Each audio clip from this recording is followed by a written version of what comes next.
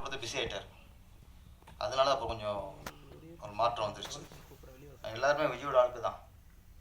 இந்த கடை மாஸ்டர் இங்கே ஒத்துக்கதே வேணும். எல்லாருமே விஜயோட ஆளுக்கு தான். நம்ம கணேஷ் பாபுக்கு சொன்னார். ஆமாம், ஜி சாருக்கு 2 மிகப்பெரிய வெற்றி படம் கொடுத்தவர் பேரரசு அப்படின்னாரு. நான் அப்படி எப்பவுமே நினைக்கிறது இல்லை. விஜய் எனக்கு லைஃப் கொடுத்தாரு. ஒரு லைஃப்ல 2 லைஃப் கொடுத்தாரு. அந்த இது நம்மளுக்கு வாழ்நாளுக்குள்ள ஒரு பெருமையான விஷயம். அப்புறம் இந்த படத்தோட நாயகன் தினேஷ், பத்திரிகையாளர். சிலர் வந்து ஹீரோவாக வருவாங்க, பல துறையிலேருந்து வருவாங்க, ஆசையில் ஆர்வத்தில் வருவாங்க. அது படம் பார்க்கும்போது தெரிஞ்சுக்குவோம், இது ஆசைக்காக நடிச்சிருக்காங்க, ஒரு ஆர்வத்தில் நடிச்சிருக்காங்கன்ட்டு. ஆனால் அப்படி தான் நினச்சேன். சரி, பத்திரிக்கை திறந்து அவர் ஒரு ஆர்வத்தில் பண்ணியிருப்பாரோன்ட்டு. இது முழுக்க ஒரு நடிகருக்கான தகுதி, முழு தகுதி இருக்கு.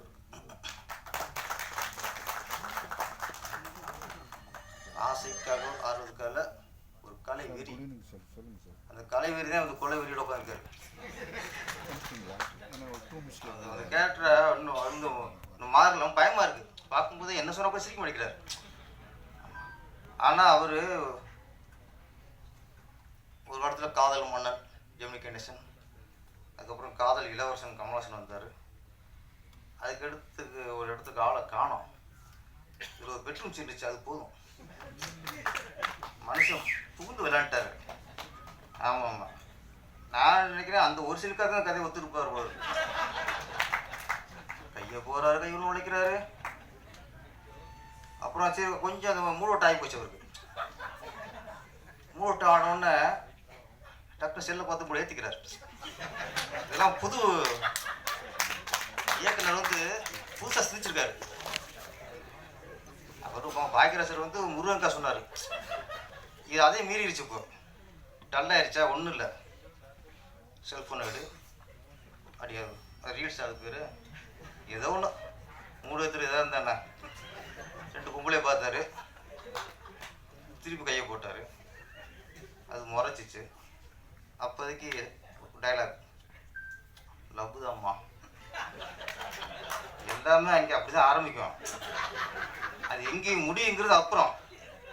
அது மாதிரி அந்த ஒரு சீனில் அவர் வந்து தினேஷ் வந்து பூத்து விளையாட்டான்னு சொல்லலாம். ஆமாம் சார், இந்த படத்துக்கு ஒரு சீன் போகும் சார். நீங்கள் ஆக்சுவலாக நீங்கள் அந்த ட்ரெஸ்ஸில் உட்காந்துக்கணும், சந்தோஷமாக அந்த ஃபீல் பண்ணிக்கணும்.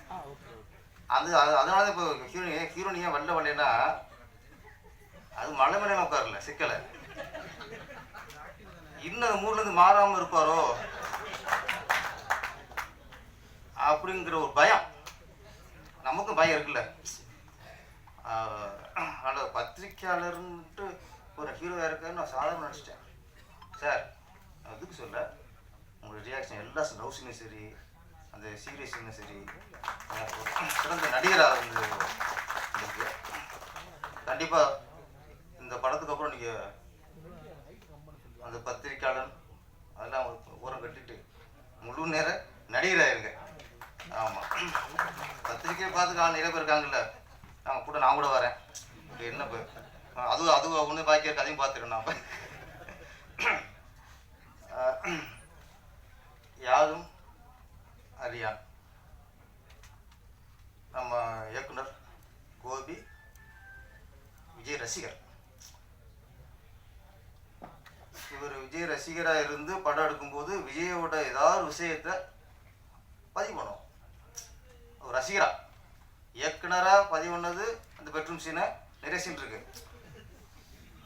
அவர் விஜயோட ரசிகராக பதிவு பண்ணுறது விஜயை பற்றி அந்த 2006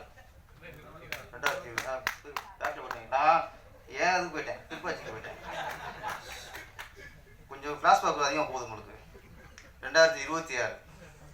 ஆமாம், அதில் விஜய் சாரை இப்போ பார்க்கணுங்கிற அவருடைய கனவு, ஆசைகள், நம்பிக்கைகள் என்னோட சொல்லலாம். ஓகே, விஜய் மேலே உள்ள பற்று எல்லாம் சொல்லலாம். நான் வந்து விஜய் சார்கிட்ட முதல்ல இயக்குனராக தான் கதை சொன்னேன். இயக்குனர் சொல்ல, ஒரு உதவி இயக்குனராக அவர்கிட்ட கதை சொன்னேன். அவர் கதை